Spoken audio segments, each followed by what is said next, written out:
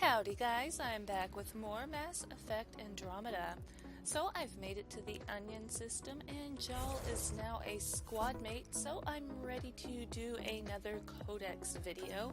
I'm only going to go through the ones with the exclamation mark. I'm not going to read anything I've already read. Alright, Eos, the first outpost. You explored and reactivated a mysterious alien vault apparently designed for terraforming, bringing the hope of new life back to Eos. And apparently it was malfunctioning too.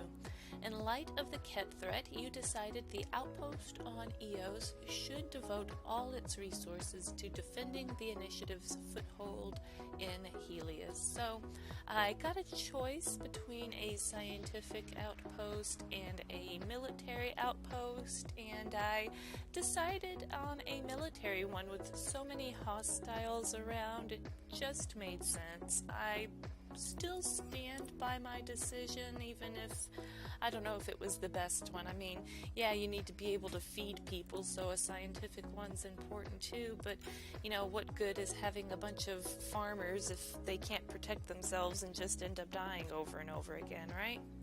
Alright, a crew like no other, Nakmor Drak, the resident Krogan.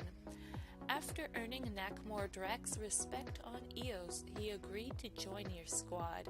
The Tempest is a little cozy for a Krogan, but the old-timers made himself comfortable. When not regaling the crew with stories, he hangs out in the galley tinkering with his guns. Drak was one of the many Krogan woken from stasis to help put down a mutiny on the Nexus. When the Krogan weren't given the authority they were promised, his people left to settle Helios their own way. Drak's granddaughter Kresh stayed on the Nexus. He might say she's keeping them honest. A mid-level politician named William Spender was the one who talked the Krogan into putting down the Nexus mutiny under false pretenses. Drak and Kesh both suspect Spender's connected to exiles but can't prove it. They asked you to help investigate. Alright, so I guess maybe every character or important character, maybe just squad mate, is going to have like a personal quest, and I'm in the middle of his. I need to make sure I finish this one up, and you know, I love like character side quests. That's what makes RPGs important to me, is seeing what the characters that are following me, I like seeing what they're up to. I like to see the people that are following me's lives, if that makes sense. That's always been really important to me, and that's why I loved the original Mass Effect games, was because you get to explore the lives of your friends. So I really am eager to continue doing that. Alright, oh wow, okay, so she gets a sentence compared to Nakmor, who gets 3 paragraphs. Alright, Cora Harper. You've socialized a little with Cora, learning more about her background as a biotic and Asari commando. Alright, still on the Asari commando thing. Alright, Kalo, they say his name and I just still can't say it right, whatever. Kalo Jath. You and Kalo, sometimes chat in your free time. Kalo will take any excuse to talk about the Tempest. It seems that Kalo and Gil Brody don't get along. Kalo doesn't seem inclined to discuss it, but you can kind of tell what it is. The Tempest is his baby, and you know, he doesn't, and Gil's trying to improve on perfection in his mind, right? So alright, nothing new with Liam. Alright, Lexi Tapero. Despite her years of experience, Lexi feels a little daunted by working in the field. However, she is excited about the prospect of researching the cat. One of our 2 lovely Asari, the other is PB Basail, which, you know, this is too much personality for one ship. PB mostly keeps out of the way. She's guarded about herself, and you're respecting her space, apparently. Alright, Vetra Nix. Vetra likes to describe herself as someone who gets things done. She seems very committed to your mission and the Pathfinder team's success. The fact that she brought her sister, Sid, with her to Andromeda might have something to do with her dedication. I love her. I think she's a really interesting character. I really think the girl characters in this game are... given... I understand this game has a lot of hate, especially like in the story writing. I obviously don't know it all yet to really have a decision one way or another, but I do really like the variety of female characters. I mean, even over here you've got like Awkward. You don't really see Awkward a whole lot as far as female characters. You usually have like the sex bomb or the love interest, and I mean sometimes you see Awkward, but not really a whole lot. So you've got Awkward and you got Quirky here, and you got the Doctor. I mean, and you got dedicated, stands up for herself, and then you've got Kesh. I really love the cast of ladies in this game. It really is kind of refreshing to see. Oh, and then I forgot about Suvi too. It's really refreshing to see so many types of ladies instead of 2 or 3 different types. The typical psycho female or the sexy female or whatever. Alright, Gil. You've left Gil to his job taking care of the Tempest systems, which seems to keep him busy. You've shot the breeze with Gil a few times, and he's invited you to hang out socially and share his favorite pastime, poker. Unfortunately, not strip poker. I tried flirting with him, and he does not play for that team. He said, didn't he say he was interested in Liam? Oh, I'd like to see that. Ooh, that'd be interesting. Alright, maybe I just heard what I wanted to hear. I don't remember. Alright, Suvi Anwar. Suvi Anwar is the Tempest's resident science officer. She works closely with the research team on the Nexus, analyzing the data you and Sam collect in the field. While chatting, Suvi revealed herself to be a spiritual person.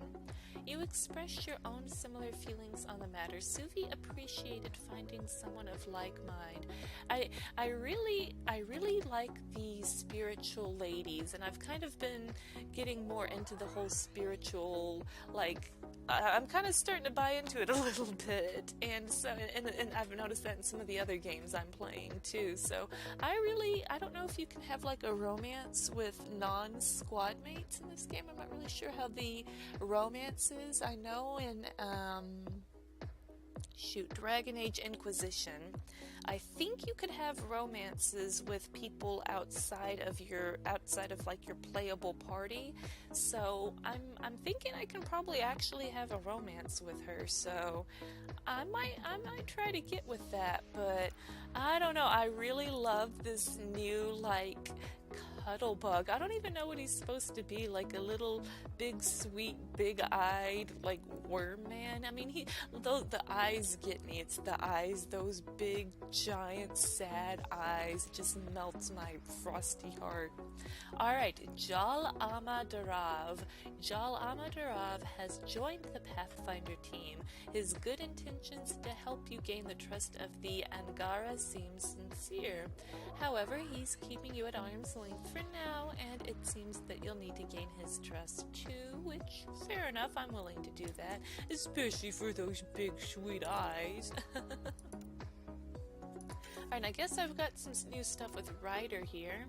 The ties that bind. You still mourn the loss of your father, Alec, a man you loved and respected. You hope you'd have made him proud as Pathfinder. You started the search for answers to the mystery about why your father made you Pathfinder. You visited your brother Scott while he was still in a coma. You were honest with your brother and told him Dad was killed on Habitat 7. You lied to Scott and told him home had been found. Ooh, I don't like that it keeps track of everything. That you lied here, you were honest here, like there's like a damn checklist or something. Like, dude, I this makes me feel like I'm a bad person. You lied to Scott, and we did find a place. We found Eos. That wasn't a lie. I wasn't lying. This game's full of it. Alright, some new stuff over here. Oh, okay, known associates. Alright, so this is where they get a... Okay, so this is where they get like a longer little bit about themselves, and I think some of the other characters I might... Ooh, I want to be careful here. I might have already read, and it might have just added a paragraph or something. I'll just have to look. Alright, PB. PB describes herself freely as the foremost Milky Way expert on the Remnant and their technology. It is difficult to verify her qualifications for this, as many Nexus personnel records have been lost. DNA and fingerprint matches give the name... here's PB's real name. Let's see if I can say it. Pellisaria? Alright, PB is Pellisaria. That's pretty. Pellisaria Basale. Try saying that 5 times fast. Pellisaria Basale. Pellisaria... Forget it. Alright, although according to the revival schedule, that individual should still be in stasis. Oh, PB's only comment is nothing like getting a head start. So either she assumed someone's identity or someone broke her out early. She even looks like kind of like a rogue with the like black marking on her eyes, like a bandit mask or something. Piecing together information from Eos and the Nexus, PB was born on the planet Haitiana in the Milky Way. After voyaging to Andromeda on the Nexus, she left the station some months ago to explore the Helios cluster alone and became fascinated by the Remnant. She has classified and dismantled several types of Remnant bot, but she prefers to keep her findings private for now. Psychologically, PB demonstrates both extremely high intelligence and hyper-individualism. Her restlessness is typical of many Asari in their maiden phase of life, though few go as far as to visit another galaxy. Alright, I was dying to know what her actual name was. I didn't know if it was going to be revealed later on or what, but that's what the Codex is for. Alright, Pellisaria. PB definitely suits her more. Alright, Kalo Jath. Alright, Kalo Jath was born on Surkesh, and quoting directly, into a life so boring even you couldn't calculate it. Pushed towards a lucrative but dull bureaucratic career with Parohi Aerospace, Kalo became more interested in flying the starships he was meant to be cataloging. He eventually left Surkesh for formal pilot training and joined Parohi's competitor as a test pilot. Internal emails show that when the Andromeda Initiative was building teams to develop their survey vessels, Parohe Aerospace warned against recruiting Kalo so fervently that Gian Garson's interest was piqued. Wow! Kalo claims that the prospect of the initiative was intriguing enough to make him join the Tempest design team, test flying her early prototypes, running stress tests in regions like the Nimian Abyss, and rumor has it helping to acquire advanced technology. Kalo has an acute photographic memory even by Solarian standards. This may be linked to his unusual motor responses, though he discourages my speculation. Oh, okay, so I didn't realize his photographic memory was like even better than most other Solarians, so I guess that's why he's an exceptional pilot then, huh? Maybe I'll find out more about him. Alright, let's see. Vetra. I guess all of this is new. I'll just go ahead and read the whole thing. Alright, the Andromeda Initiative's records on Vetra Nix are sparse. She states that she is from Palaven, but has also disclosed that she is not recognized as a formal citizen of Turian society, never having entered boot camp. Ooh. It appears she left Palaven at an early age and spent most of her life in the outer reaches of council space, never settling down in one place. Vetra was recruited into the initiative by Nakmor Kesh, who lists her as a business associate and recommended her on the basis of her street smarts, adaptability, and familiarity with most weapons. Vetra's only other recorded family member is her sister, Sidera Nix, who accompanied Vetra on the journey to Andromeda on board the Nexus. A footnote in Vetra's file indicates that she may have been part of an unnamed mercenary band that was hired to steal sensitive military secrets from a base on Mene. The culprits were never caught. I think I remember that very vaguely from the trilogy. That name, it sticks out for some reason.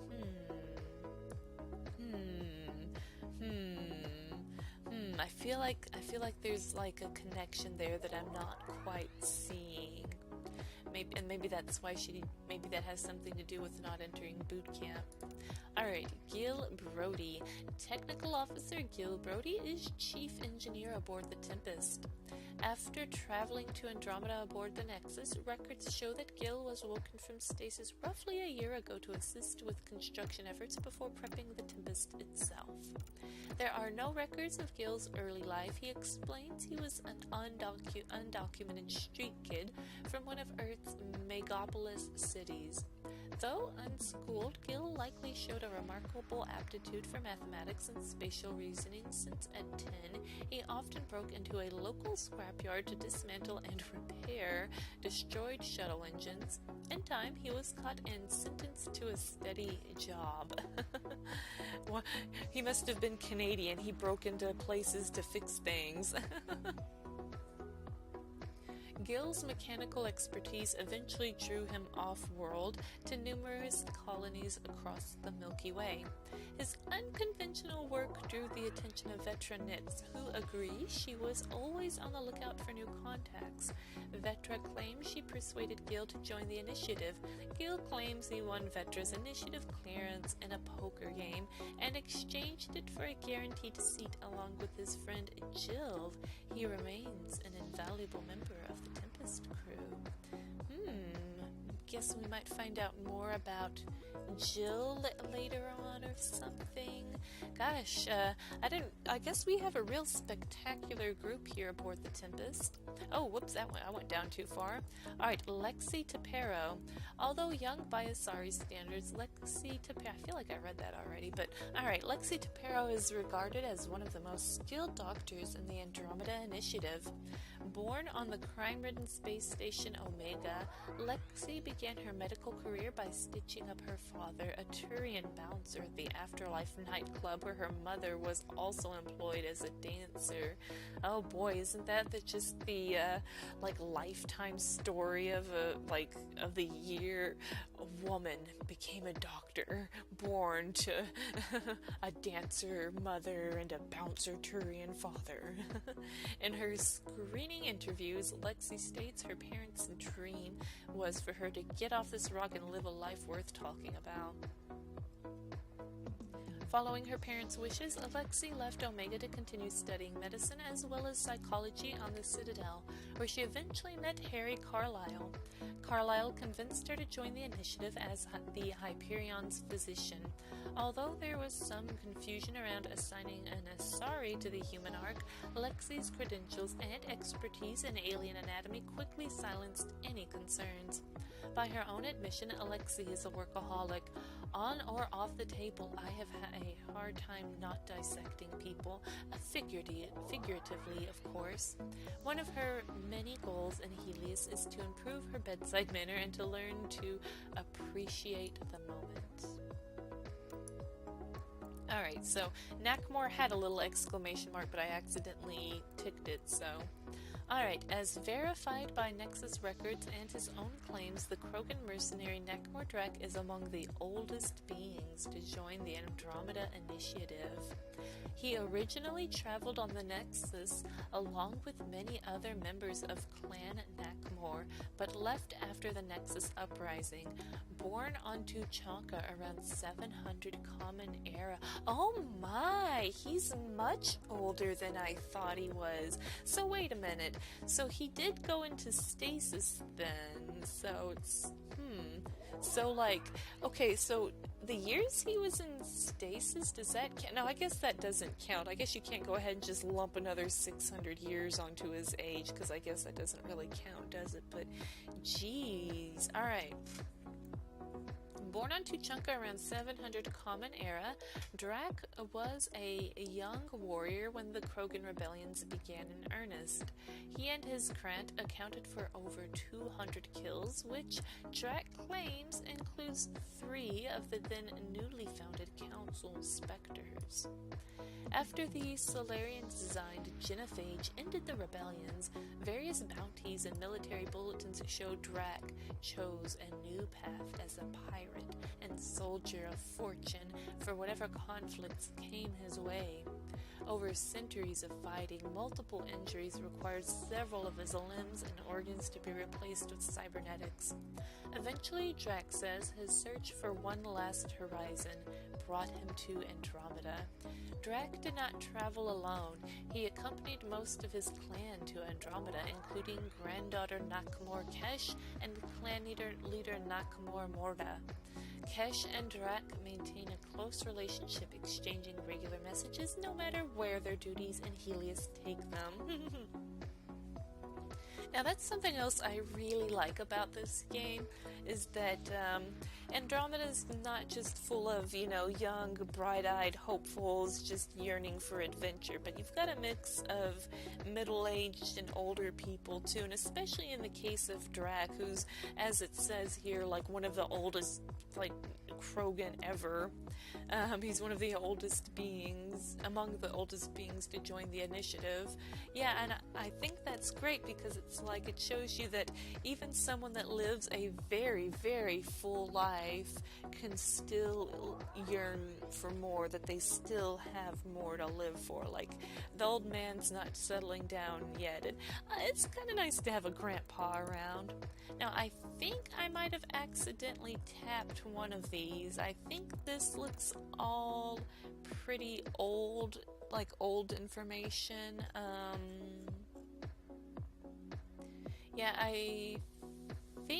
I think all of this has been read before, so I'm just going to go down here to Jal because there's an exclamation mark by him.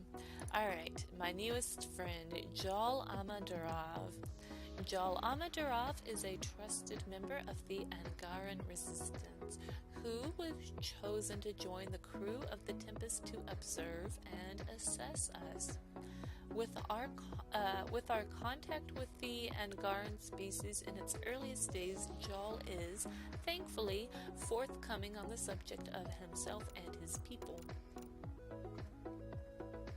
What records Jal has made available show he is a middle child of a large and prestigious family.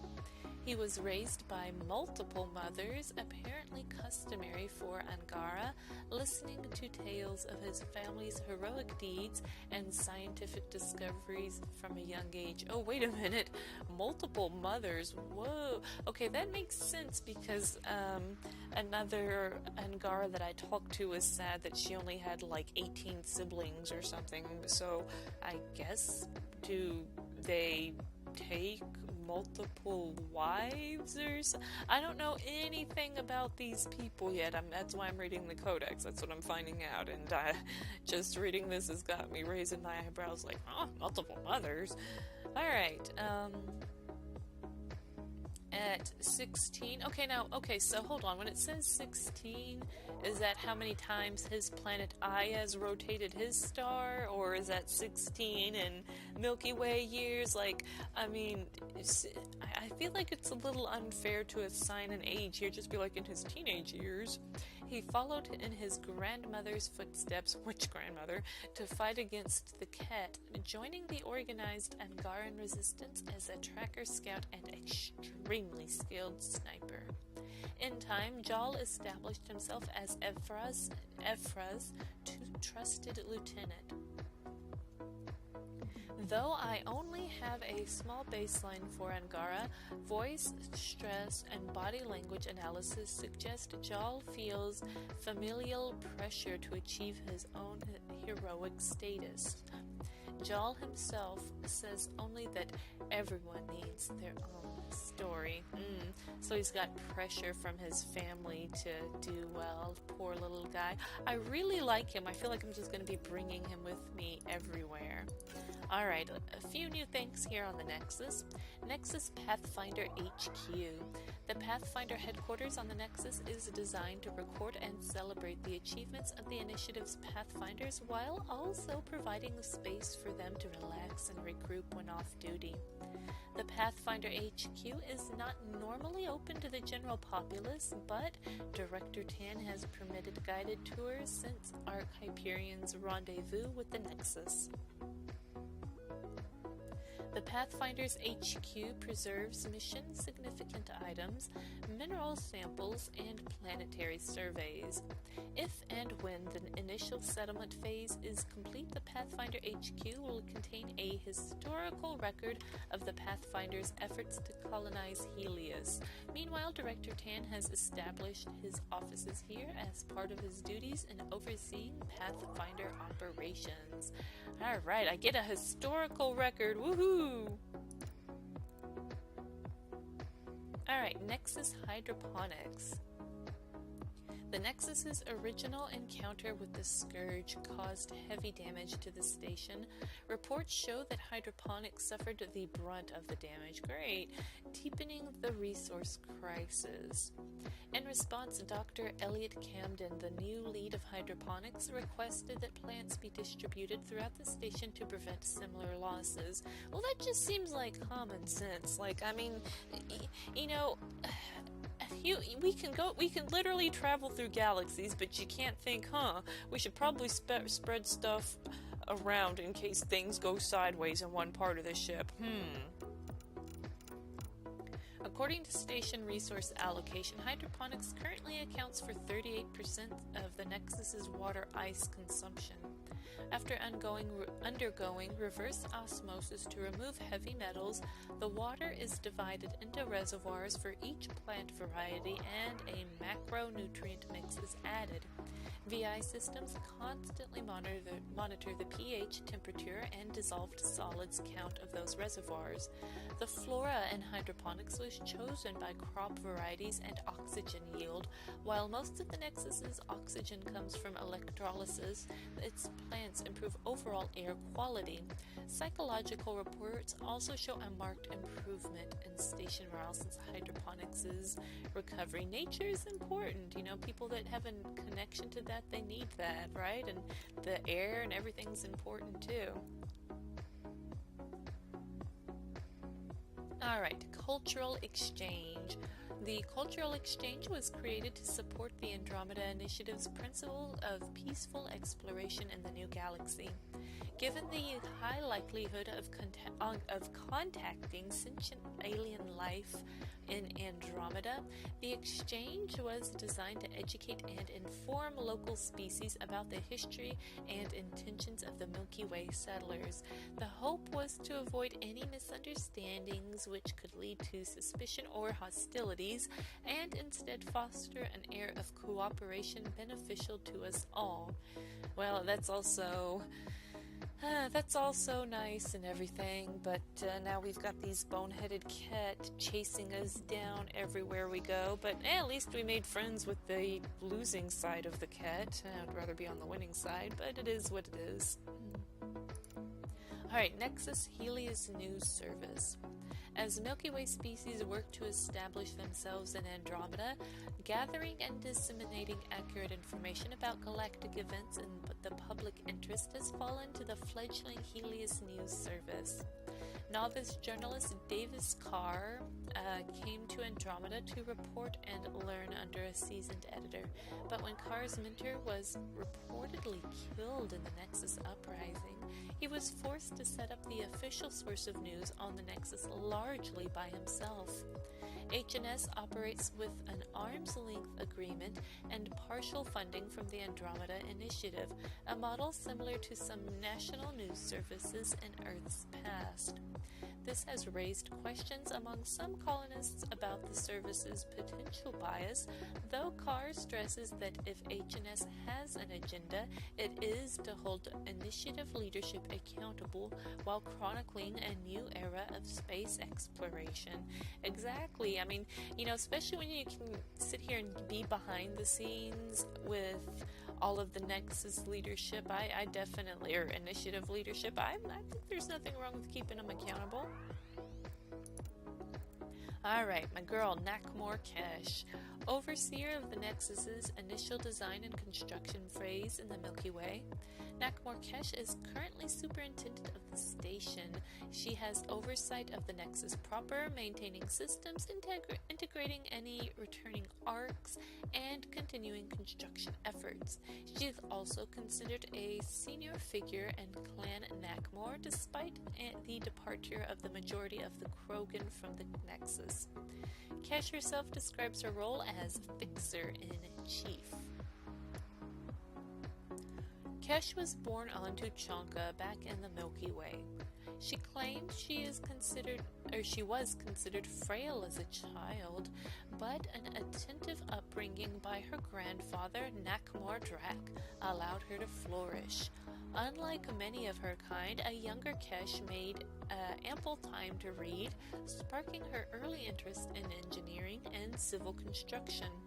Records from the Nexus uprising show Kesh played a key role in keeping the station operational during the crisis. Her strong management and knowledge of the station makes her an irreplaceable member of the Nexus leadership. Though minutes of official meetings suggest she and Director Jarun Tan are often at odds, Kesh's presence ensures that the Krogans still have a powerful voice on the Nexus, and thank goodness, because I like my Krogan friends in this one, and I think they deserve what's right. Alright, we're not through with this dude right here. We're going to find out more about this William Spender dude. When the Nexus first arrived in Andromeda and an uprising arose among the desperate crew, it was William Spender who convinced clan leader Nakmor Morda to put down the mutineers. By all accounts, it did not go well. In return for her help, Morda claims that Spender, in his authority as Assistant Director of Colonial Affairs, promised equal status for the Krogan in any decision-making by way of a seat on the Council. When the agreement came to light, Initiative Director Jarun Tan refused to honor it, and most Krogan left the Nexus. Great, making a powerful enemy there. Privately reprimanded but publicly credited for helping to stop the uprising, Spender maintained his position a step away from Nexus senior leadership. All a power play to him, maybe. Alright, nothing new on the Nexus and no Pathfinder, so we're going to go down to the Andromeda species here. Alright, the Angara, these... I don't even know what to describe them. They look like cute little worms or something. I want to read all about these people because I'm very interested in them. Alright, Angara, Ephra D. Tershav or something. Before Ephra D. Tershav assumed command of the resistance, he claims it was a disorganized and ineffectual group of zealots who were sliding into irrelevance. In fact, Jol explains it was from the resistance's failure to protect Ephra's family from the Ket that drove Ephra Efra to join the group, with the goal of turning it into the effective guerrilla army it aspired to be. Resistance Distributed Literature explains that Efra's single-minded dedication to his cause became evident when he led a successful raid on a Ket slave labor camp, reporting that Efra's resistance forces liberated hundreds of Angaran prisoners before wiping out an entire battalion of Ket sent to stop the attack. So Ket are enslaving the Angara. Are they going to try to enslave humans, or are they just going to kill them all, I wonder?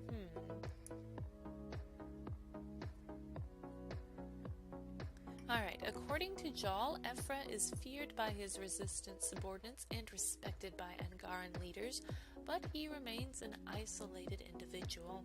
He keeps no close ties by design. Everyone in the resistance is expendable, and Efra is said to understand too well the pain that comes with losing those closest to him. Alright, Angara, the Roitkar. Jal describes the Roitkar as dangerous cousins. Ooh, so there's some bad Angara. Bad Gara. Ruthless and single-minded, the Roikar's propaganda describes their intent to drive out all alien invaders, both Milky Way and Ket, out of the Helios cluster.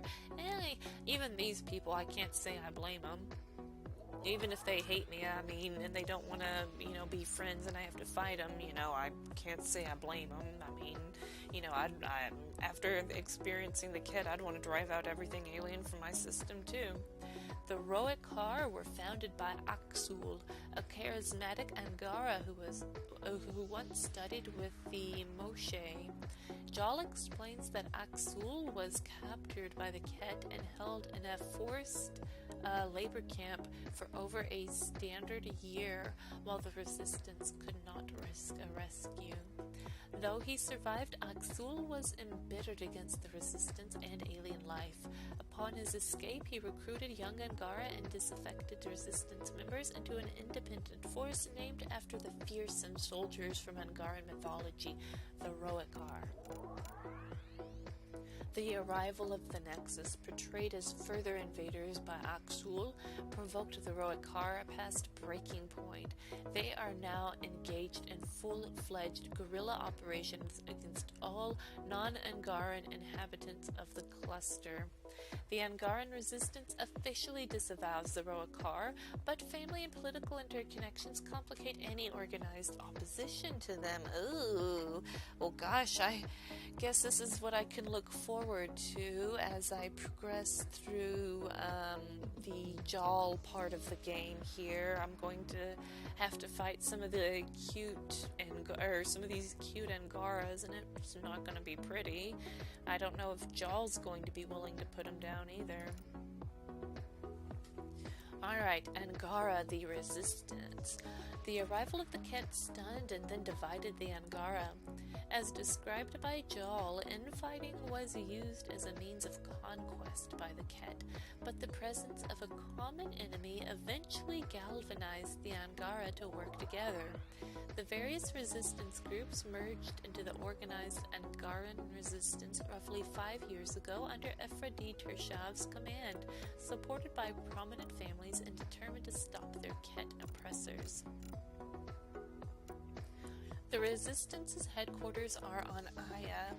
For security reasons, neither Efra nor Jal will provide details of the Resistance's organizational structure, but it can be assumed there are multiple independent cells across the cluster. Many non-resistance Angara support their work either logistically or financially. The Resistance specializes in assassination, sabotage of Ket facilities, deployment of supplies to besieged populations, and the rescue and rehabilitation of Angaran prisoners. Many members of the Angaran resistance have joined up with the Nexus militia, enlisting apex support for their missions. Ooh, some senior officers have opened treaty negotiations with the Nexus. I didn't realize that the floodgates were open and the Angara were just dealing with the Nexus on their own. That's cool. Alright, here we go. The Angara. The Angara are a sentient species who appear to be local to the Helios cluster. Unlike the Ket, they are willing to open diplomatic relations, although admittedly guarded, and have allowed a small degree of access to their sovereign planet Aya. We are still in an information gathering stage of first contact, but it is evident that the Angara have a continuing and organized campaign of resistance against the Ket presence in Helios. This suggests that their support and expertise will be invaluable if secured. Good thing I chose to be friendly with them. Notable individuals we have met thus far include Paran Shi, the governor of Aya, Efradish Tershav, leader of the Angaran resistance, and Jal Amadarav, who is accompanying us as an envoy through Angaran space. Well, darn, I was hoping you would tell me a little bit more features about the Angara, but maybe the history is a bit more interesting. Alright, many historical records of the Angara have been lost, but what survives tells a story of how ancient Angara achieved spaceflight. Eventually they settled on 5 separate garden worlds, including Voeld. The scourge struck in approximately 2400 Common Era by our calendar. The phenomenon devastated the Helios cluster, destroyed many Angaran cities, and sent their culture into a decline. Wow, so they've been dealing with this for a while. So is the scourge like remnant technology gone wild? I mean, is it the terraform? Like, it's got to go beyond that, though, right? It's got maybe something to do with the Ket. Have they been fighting the Ket? Like, did the scourge line up with the Ket attack? I don't know. I guess that's why I'm reading it. Alright, this dark age lasted for over a century before the Angara began to adapt to the new conditions in Helios. Eventually, the disparate Angara regained space flight capability and re-established contact with one another. Oh, but the isolation had fostered separate cultural, political, and spiritual blocks. The Angara struggled to find common ground.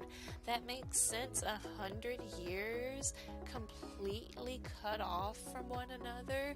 Like, I can't imagine what that, like, can you imagine what, okay, let's take planet Earth. Let's say internet is gone, you know, cell phones gone, you know, airplanes, any way to travel gone, and, you know, people that are in North America can only be in North America, people in Asia can only be in Asia, people can't leave their areas. And now imagine, like, what could happen in 100 years time, and then we reopen the world and now we've got internet, phones, cars, airplanes again. It's like, ooh, Asia is a lot different than it was 100 years ago. I mean, anything's going to be a lot different, but it's really going to send people growing apart to not going to be able to understand each other's language, even if they spoke the same language at some point, because of the way language and just everything changes. That's really kind of exciting and actually kind of interesting. I wish this might have been a really cool game. Mass Effect the Angara. All right. I don't know. I don't know. I'm a nerd. I think this is interesting. I don't know.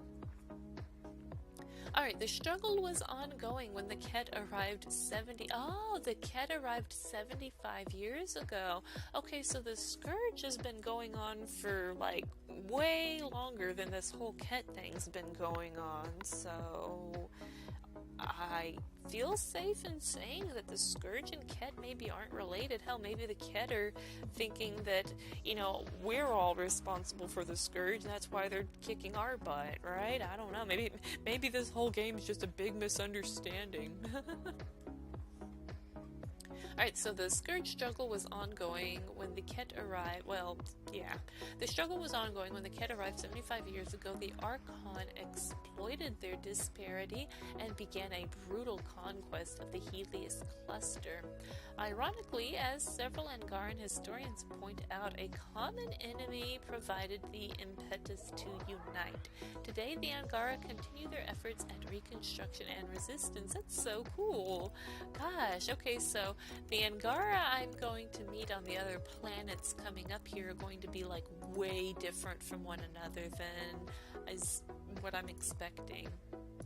Alright, so I think we might have learned about a few more ket here. The Fiend.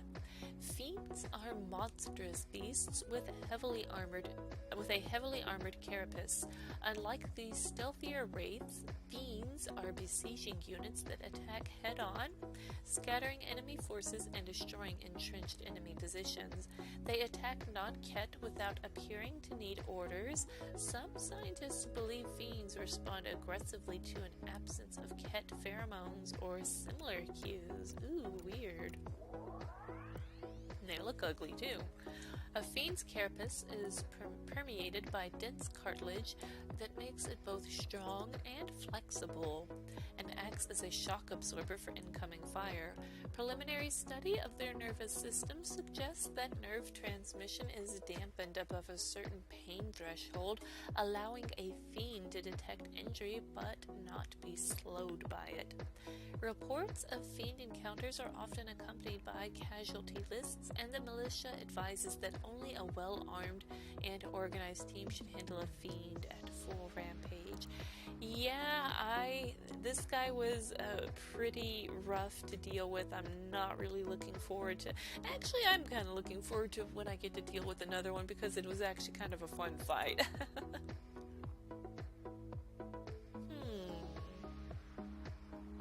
So I guess this is our big bad here. And look how he looks. I think he looks kind of different than your average ket. See how they have like their head like intact here, but he's got like this weird halo thing. He looks quite a bit different. I don't know if that like means anything or not. This weird like halo horn thing.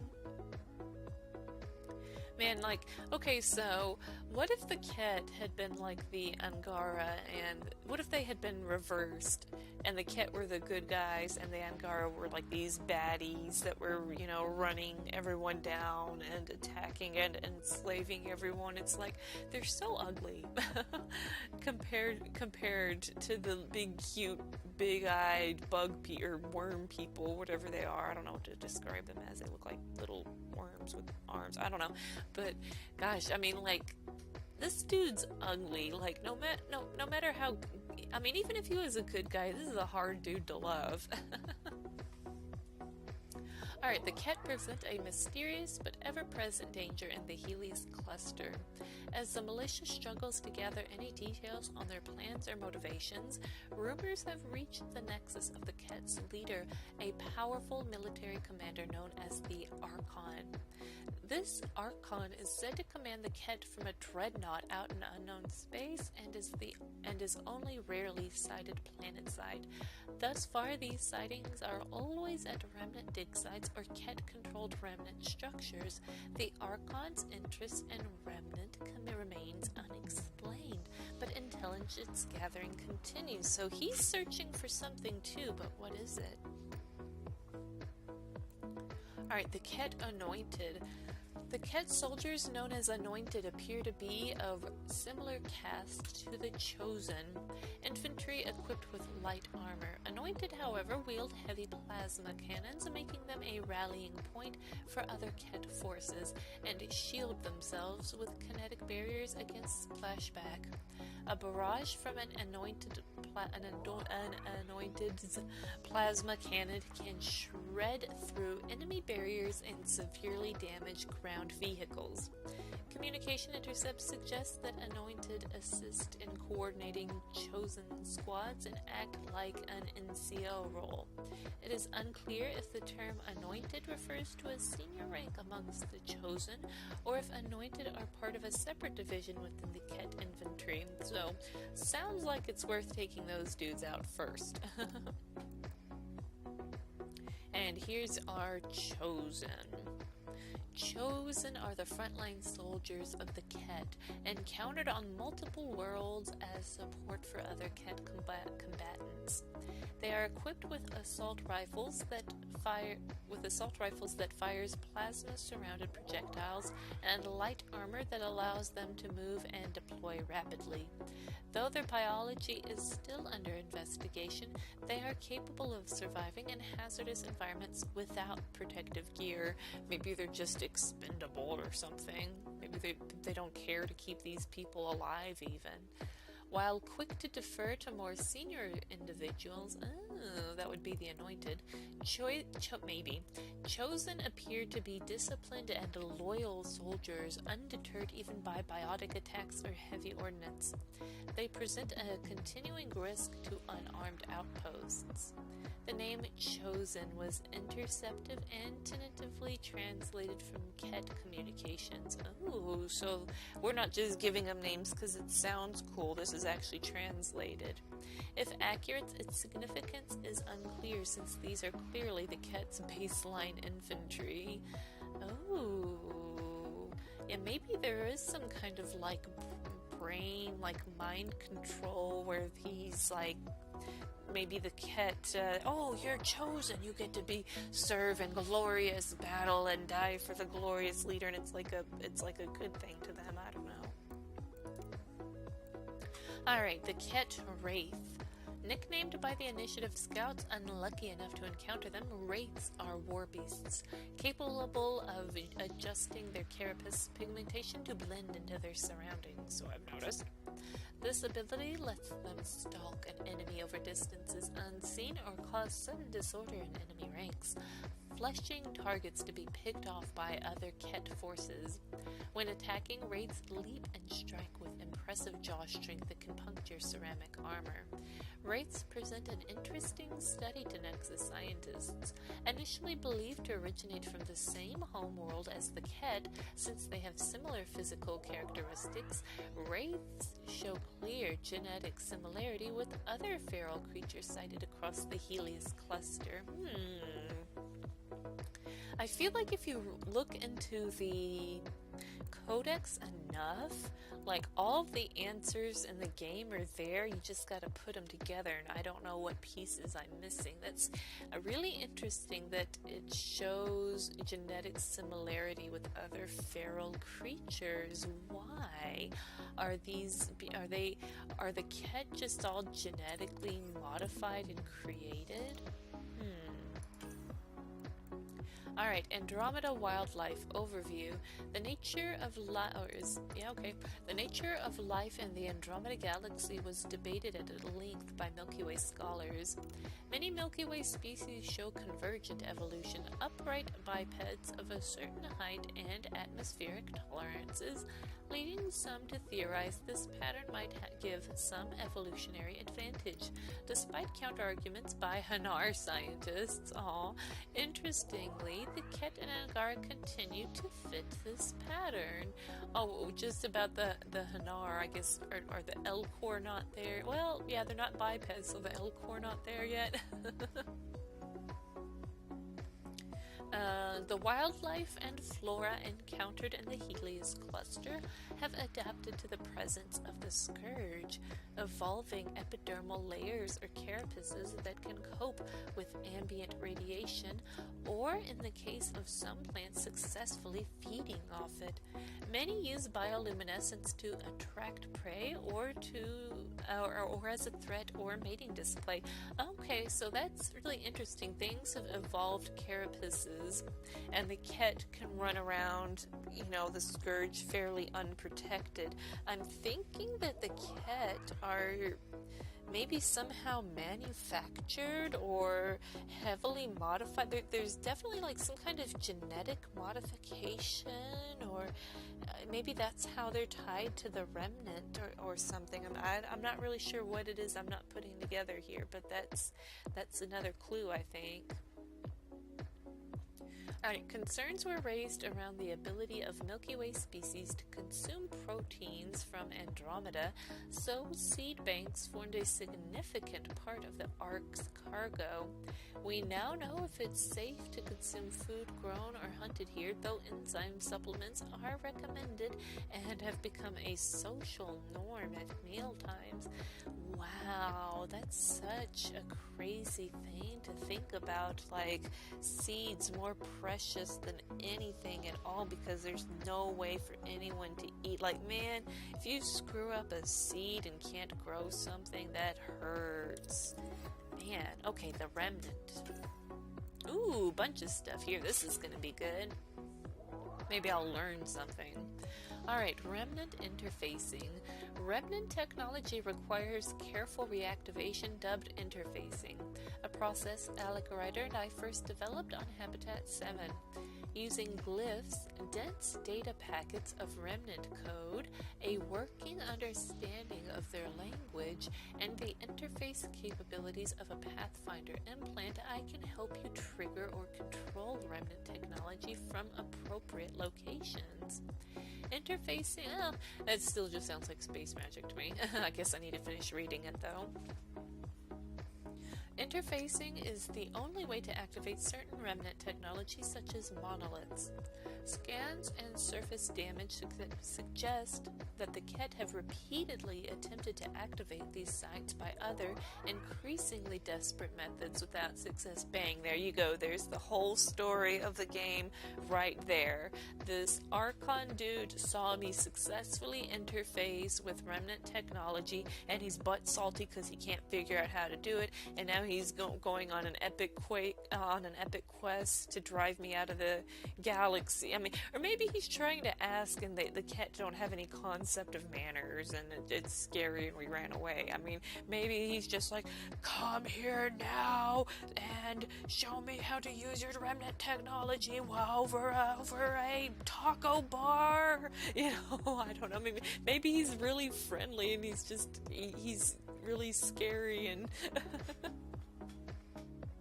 Alright, it is not clear whether remnant technology is designed to be activated by an AI. There is no evidence of artificial intelligence in the remnant structures investigated thus far, and remnant bots have only rudimentary programming. However, the glyphs contain recognition keys analogous to an electroencephalogram (EEG), implying that the system is designed to handle a form of neural input. Ooh, okay, so something created this. This is interesting. Who, though? Yeah, here we go. Remnant creators. An artificial creation must have a creator, but there is scant evidence of whomever created the remnant. I have consulted the Nexus scientist scans obtained by PB on the condition that I not rearrange your data and records of your own investigation, but my conclusions remain speculation. We can be certain that the remnant builders are several orders of sophistication above the initiative's technology. Yeah, it's like space magic. I mean, can you even call it technology at this point when it's just like magic? Interlinked cluster-wide planetary engineering is beyond the logistics or budget of any known species. Amen to that. The energy requirements alone suggest a Type 1 civilization on the Kardashev scale. On a cultural level, the builders must have been intelligent and capable of large-scale cooperation. The proportions of the vaults and devices found suggest a species with similar physical traits to humans, but with no genetic evidence left behind. Their appearance, along with their motivations, remain a mystery. Maybe the creators of the remnant achieved perfection and ascended into another dimension or something. Sorry. Alright, a remnant breacher. Created by assemblers, these breachers are levitating drones that move in rapid, aggressive bursts using a powerful microthruster. Ooh, sounds sexy. PB claims to have named them breachers after mistaking one for an observer, and quickly realizing this new example broke the rules. Analysis of breacher debris shows that their systems are fundamentally unstable. Their power cores are improperly shielded, and many of their inner workings are exposed. This suggests that they are created for short-term deployment to handle intruders who stray into Remnant territory, and in turn offers some insight into the Remnant builders' military doctrine. Combined with single-minded programming that focuses on hostiles, the volatile construction of breachers makes them extremely dangerous. If provoked, the breacher will launch itself at an opponent and attempt to latch onto it, using exposed gears to grind through hard suits and cause severe damage. When damaged beyond repair, a breacher may trigger its power core to overload and self-destruct. My gosh, these things don't play around. Alright, Remnant decryption. Most Remnant technology is inert or in a standby mode, but some is secured with a decryption grid. Unlocking it requires scanning the correct Remnant glyphs and arranging them in a specific order. Sudoku, right? The glyphs cannot repeat on any straight line or within a square block of 4, which I way overcomplicated that. I'm feeling some stress reliving it. PB speculates this could be a safety measure. Oh. Even if a method was devised to brute force hack an interface, it would not work with the decryption grid, given the devastating consequences when Remnant technology is improperly activated. Her analysis seems sound. The arrangement of the glyphs appears to complete either a password or a code phrase within the grid as a whole. From the little I understand of the Remnant language, they appear to form an almost palindromic satyr-square sentence, but the finer meaning would require detailed explanation from the grid's designer. Ooh. This is really interesting. I really want to find out more about this Remnant stuff. I think this game's kind of cool. I really hope it doesn't disappoint as I go on. Alright, Remnant Nullifier. This Remnant model appears to have been designed for excavation. If provoked, it enters a siege mode, where it anchors itself to the ground and launches explosive projectiles at a target. In this mode, this Remnant constantly runs a self-repair cycle, reducing damage from incoming fire. That's broken! PB claims that this characteristic is what earned it the name Nullifier. Okay, so is PB the one naming these then? Recovery of nullifier parts has been illuminating. They use both balancing pitons and dense ferrofluid reservoirs in their lower extremities to remain stable while firing, design characteristics that could be useful for initiative mining operations. Their blast shielding is also surprisingly light for its thickness and density. The plates are cushioned on a honeycomb of shock-absorbing polymer to distribute any ballistic force. However, these characteristics are also what allows them to absorb heavy fire and act as formidable opponents. So all of this sounds like extremely specific. I feel like the people that were like designing these monsters probably actually maybe did some research in like upcoming technologies or something, because I feel like that's just way too detailed and specific to just be pulled out of the air, but maybe I'm wrong. Alright, the assembler. Remnant assemblers were nicknamed for their ability to create smaller units known as breachers that we read about over here. Each assembler contains a reservoir of unknown ferrofluid similar to Omnigel, which can be used to 3D print breachers on the spot with alarming speed. Oh yeah, and that the vaults were absolutely filled with that fluid, right? Tactically, assemblers focus on manufacturing reinforcements, moving to safe distances during combat. If approached while in its hostile mode, the assembler can jettison the partially completed power core of a breacher, which acts as an explosive grenade, causing massive damage to enemies and allowing the assembler to withdraw. Upon creating a breacher, the assembler transfers a full copy of its stored recent memory and battlefield disposition to the new remnant, ensuring it is combat ready almost immediately.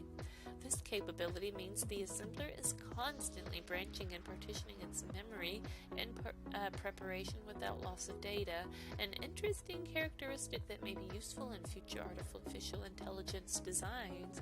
I was about to say, that seems to be just unreal levels of computing to be able to constantly say, okay, the position's here, save, now they move slightly to the right, save, oh, they move back to the right, save, oh, she zoomed in, save. It's just like it constantly knows where you're at and transfers that data upon demand.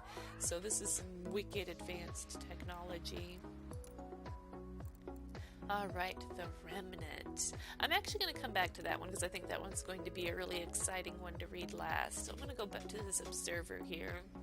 Observers' mid to long range Remnant drones can be seen at most Remnant sites. They are equipped with Element 0 cores that allow them to levitate and can normally be seen scanning or conducting maintenance at these sites. While they are the least robust of the Remnant bots, observers are still a threat to unprepared explorers if provoked. Examination of destroyed Remnant observers shows they have multiple sensor vectors: visual, aural, electromagnetic, and others as yet undefined, and a comprehensive toolkit of equipment for observation and maintenance, including an ultraviolet beam laser. Serving partially as its primary weapon, the frequencies of an observer's laser appear to react with remnant structures to induce a repair cycle. Observers are also capable of bringing other remnant online, likely as part of their maintenance duties. When asked, PB explains the name observers with everywhere you go, they seem to be looking at you. Well, it seems like taking one of those apart and pulling it apart would give you a lot of information if they can sit here and bring stuff online. Alright, I'm really excited to read this one now. Remnant is the umbrella term coined for technology, structures, and autonomous bots that have been sighted across the Helios cluster. Seemingly abandoned by whomever created it, this remnant technology is extremely advanced, but most of it is in a standby state. On Habitat, no telling how many years it's been left there, right? On Habitat 7, Ryder discovered that reactivating this technology requires scanning glyphs, data packets written in remnant coding language, and my assistance with interfacing at particular consoles. This is complicated by remnant bots that still guard and maintain many of these installations. Remnant bots do not appear to be sentient, but they are programmed to consider any interference with their technology as a hostile act and attack single-mindedly. The Ket also have an interest in remnant technology and have been sighted across the cluster attempting to study or control sites where it is active.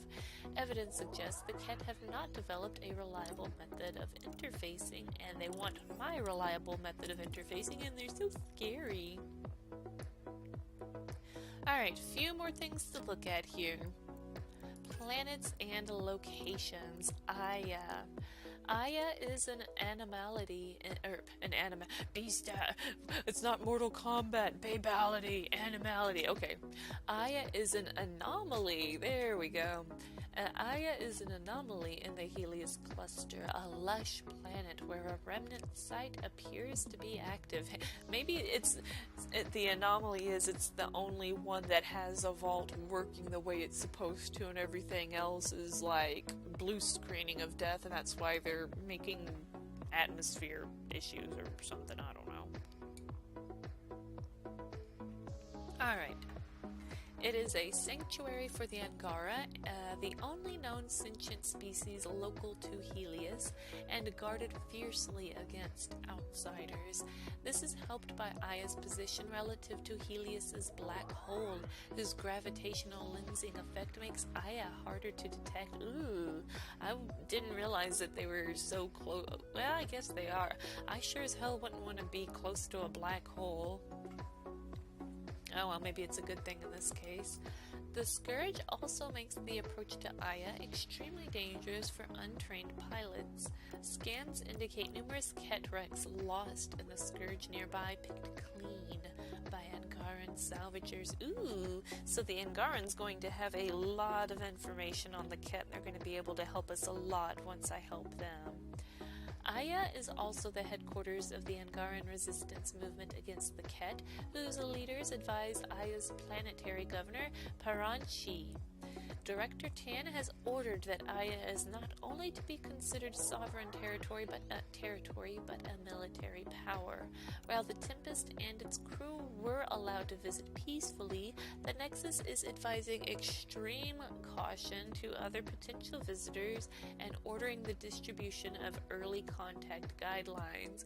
I think that it's really cool that they remember to add that. It keeps it in mind that this isn't just Ryder's adventure or even Ryder and her friend's adventure, but that there's a bunch of colonists and other people that, while I've discovered the Angara people, you know, the information gets distributed to everyone else, like, oh, we've made contact, and it just becomes, it's on the front page of Reddit, or, you know, Andromeda Reddit, and it's on the news, and it's in broadcasts, and people are talking. I think that's cool, and I'm glad they remembered to mention that. Alright, Eos. Eos, designated Habitat 1, was the earliest Golden World identified for outpost placement. Named for the Greek goddess of dawn by Gian Garson personally, Eos embodied the hope of the Andromeda initiative for a new start. On arrival, the Nexus discovered that a world projected to be arid but comfortably habitable was now ravaged by radioactive fallout from the Scourge. The planet's atmosphere is racked by storms that have spread the radiation across continents. Periodic 130-kilometer-an-hour winds strip equipment and damage shuttles. Yeah, I couldn't even get beyond a certain point without my suit falling off. It's like level 12 radiation or something. Reports from the Nexus include a sanitized account of 2 attempts to colonize the planet, both of which ended in failure and an unacceptable loss of life. There is also a significant Ket presence on Eos, apparently investigating mysterious signals on the surface. Eos is now off limits to unauthorized Nexus personnel, as the Nexus leadership believe it is no longer viable. What? Seriously? What is this? Oh, or is that? Oh, I guess that was in the past. Okay, I guess so, because I'm like, what?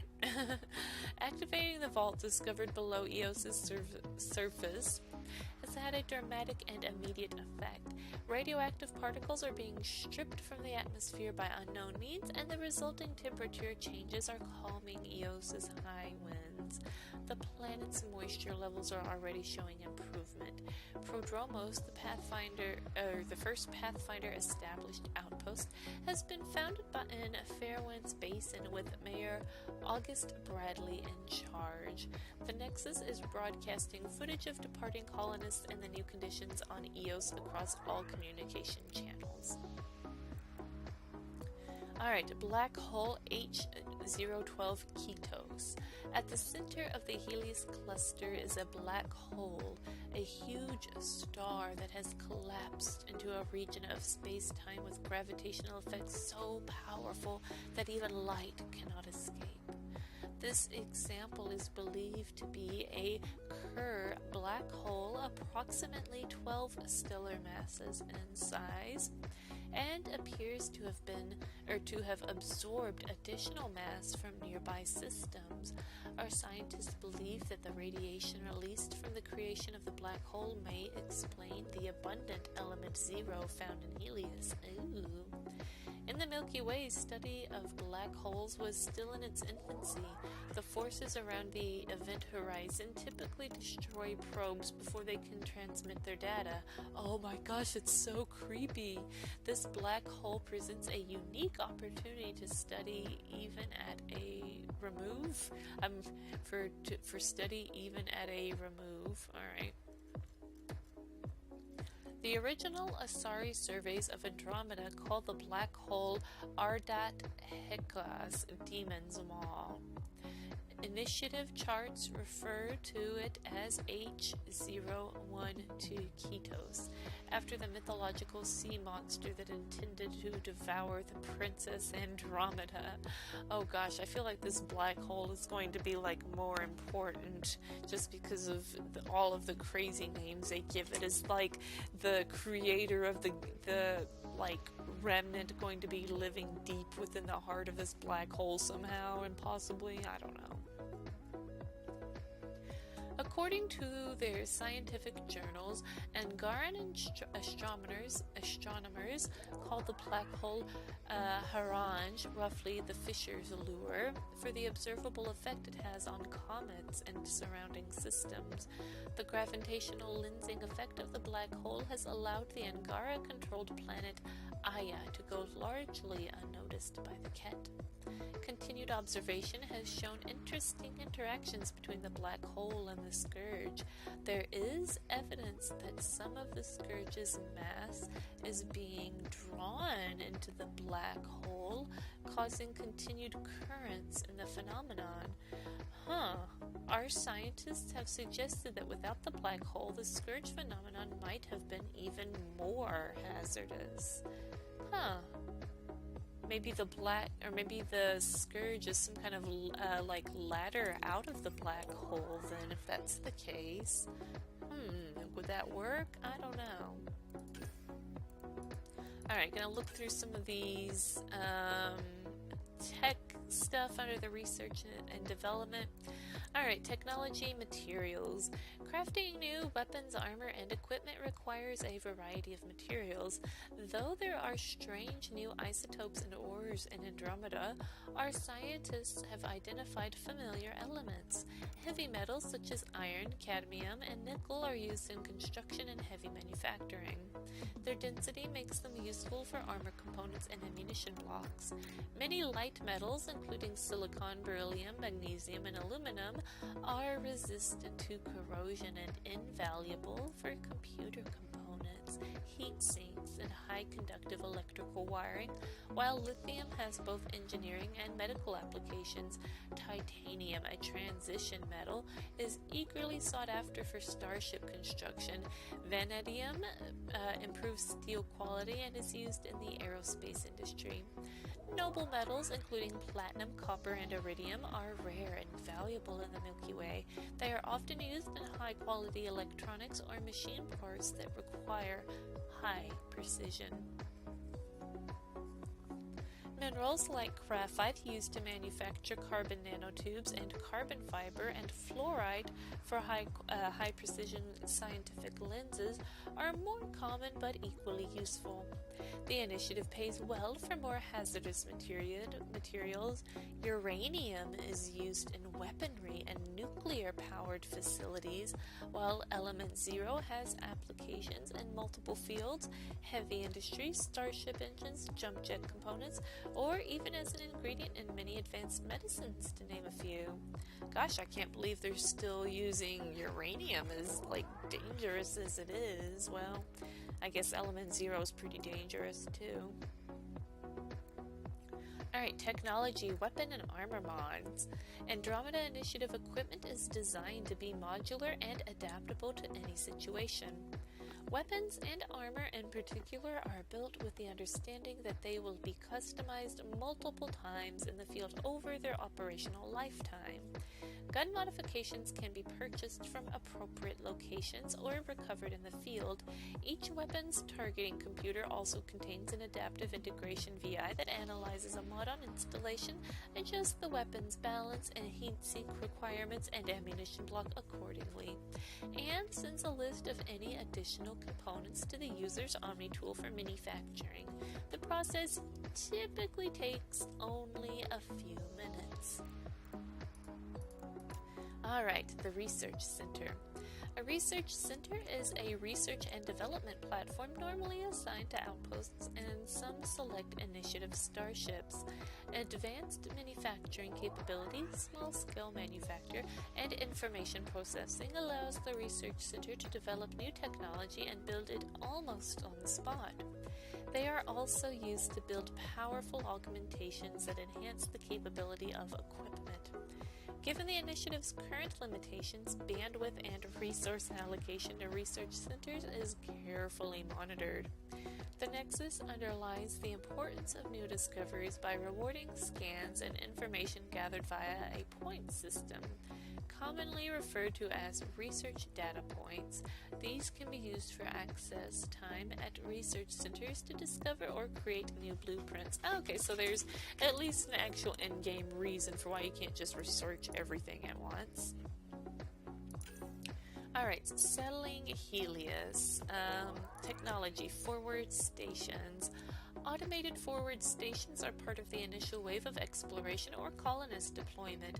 They contain valuable research caches for explorers to resupply, repair stations for vehicles, and ground-penetrating sensors to identify mineral deposits. Their presence improves the chances of a planet being considered viable. When a planet is seriously considered for settlement or a survey is ongoing, forward stations are seeded into an orbit via automated barges. Once summoned to a designated zone, forward stations descend and anchor themselves on the ground, becoming valuable landmarks. Most scout rovers have forward station connectivity, allowing them to be summoned to the stations. Current resource constraints mean that, in theory, only Pathfinders have official sanction to call down forward stations.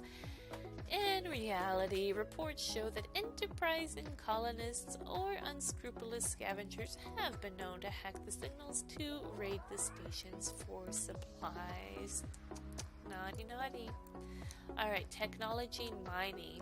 Without a steady supply of minerals and metallic ores, the initiative's engineering capabilities grind to a halt. With plans so far off schedule, it's even more important to gather resources whenever possible. On the ground, Pathfinder scanners and the ground-penetrating radar of forward stations assist in locating resources for immediate harvest or for colonists beginning their own mining operations. In space, initiative starships can pinpoint resources from orbit. Each ship is equipped with probes that contain both a sensor beacon and robotic drones that can harvest at least a percentage of any deposits quickly.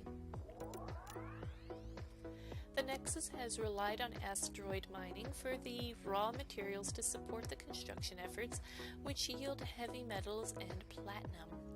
The Scourge is a rich source of element 0, but the hazardous conditions destroy most robotic telepresence, making it an expensive pursuit.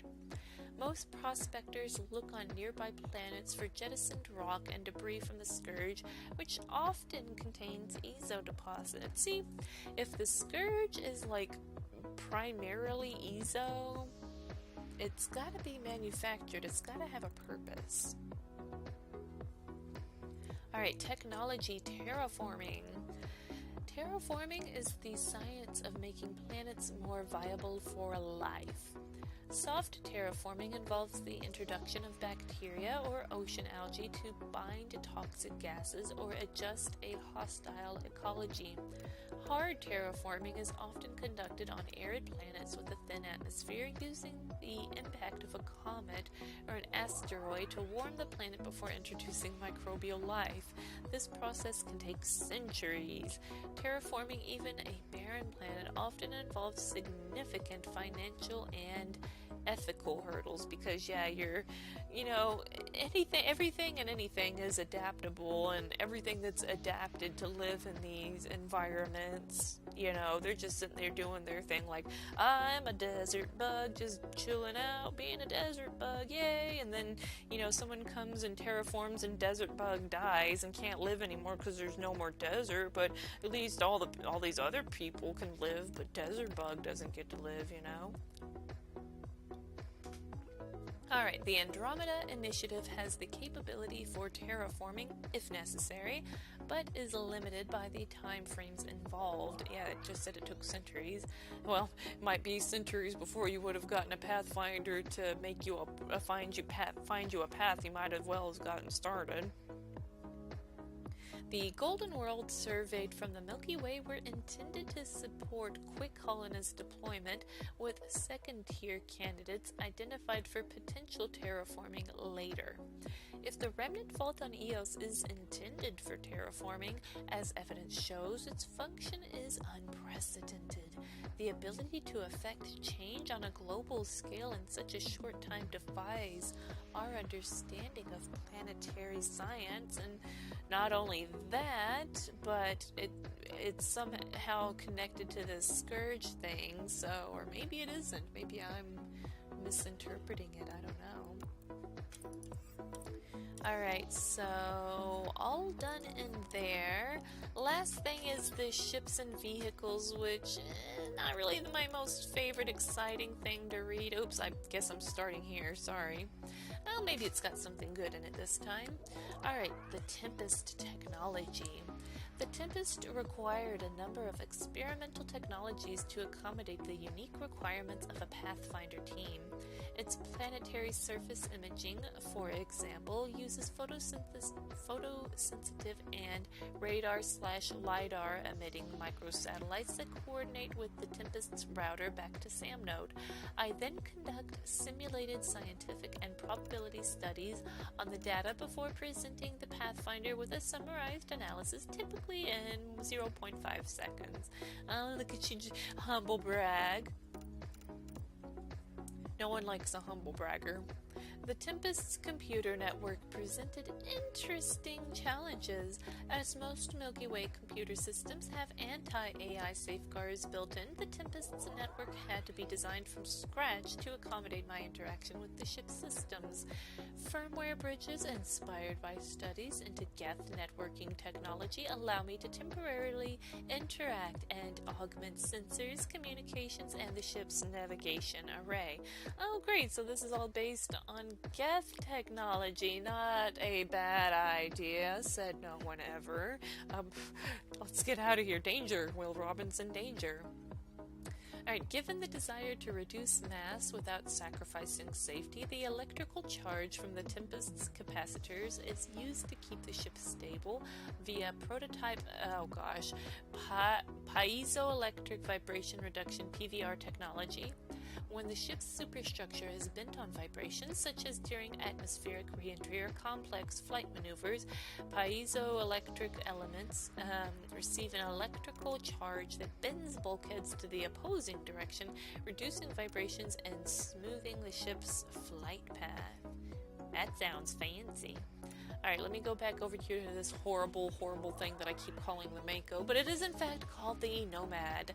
Seeking a suitable scout rover, the Andromeda Initiative purchased a promising but rejected design from the Systems Alliance military. Gee, I can't imagine why it was rejected. The issue quickly became apparent. On rough terrain, without the bracing of heavy armor, the chassis was prone to twist. The initiative had already developed lightweight but strong memory alloys which solved this problem. Except they didn't solve the problem of female drivers, and I still go bebopping up and down the damn place, getting lost, falling off of everything, trying to climb up 90-degree mountains, getting mad just thinking about driving around this stupid thing on EOS. The resulting Indy 1 Nomad exchanges heavy armaments for superior agility. Oh, that's a knee slapper there. The rover has a Tripatriot Element 0 core, which allows fine control over acceleration and a more modest helium-3 fuel cost for its micro-thrusters. Its lighter weight enables both 6-wheel drive and 4-wheel drive, and 4-wheel drive steering for hazardous surfaces. Fitting the initiative's adaptive philosophy, the Nomad can be customized with appropriate camouflage for initiative colors. Well, at least you can change the colors, yay! When necessary during long-haul exploration, the rover contains an emergency shelter. Wow. It can produce potable water from its hydrogen-oxygen fuel cells. Oh, that's cool. Though scientists recommend adding a flavor pack to it first. Oh, so you can drink Nomad milk. Lovely. Alright, the Tempest Odyssey drive. Standard ship drive cores build up static electricity and require periodic discharge on a planet or at specialized facilities to prevent static from building to dangerous levels. With few such suitable discharge points in dark space, the Odyssey drive core was developed for the ARC's long-haul journey to Andromeda. The Tempest drive core is an experimental small-scale variant based on the original design. The Odyssey out-galaxy distributed static sync drive core is designed to minimize static buildup and transfer the remaining charge to specially designed capacitors attached to the core. The recycled electricity is used to run ship systems, reducing power requirements and lowering heat generation. It's just so much more efficient. Across galaxy, the ARCs gathered hydrogen using an electromagnetic ram scoop, converting it into protons with an ionizing laser. Proton collision in the ARC's fusion reactors provided power for their thrusters. The Tempest thrusters run on conventional helium-3, though initiative breakthroughs in fuel efficiency means their helium-3 requirements are drastically lowered. And finally, Ket starships. The Ket utilize a variety of military aircraft from agile dropships to enormous dreadnoughts. Closer inspection of Ket starships, including several destroyed by the Scourge, has shown that they appear to be heavily mimetic. While not organic, the Ket takes strong design inspiration from living organisms. Air filtration, electrical systems, and heat management mimic behaviors seen in living creatures. Ooh, maybe, okay, I guess I was wrong when I said technology isn't the most interesting thing to read. This shows that the Ket are maybe this kind of goes with hand in hand with my earlier theory that maybe the Ket are like creating life forms somehow. If they're creating starships that mimic life, then maybe they're creating life too, I don't know. The few Ket engine cores available for study show that while the Ket use Element 0 cores, their design is radically different. While in comparatively short-range environments such as the Helios cluster, they function similarly to the Milky Way drives. Ket drive cores are capable of gravitationally contracting space in front of the ship and shortening it behind. What? Creating an Alcubierre waveform that allows the ship to traverse longer distances quickly. What? That's too complicated for my simple brain to understand.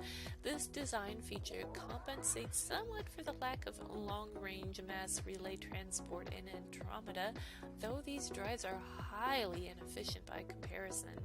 However, it is clear we have only seen a small cross-section of Ket starships, likely military vessels on long deployment.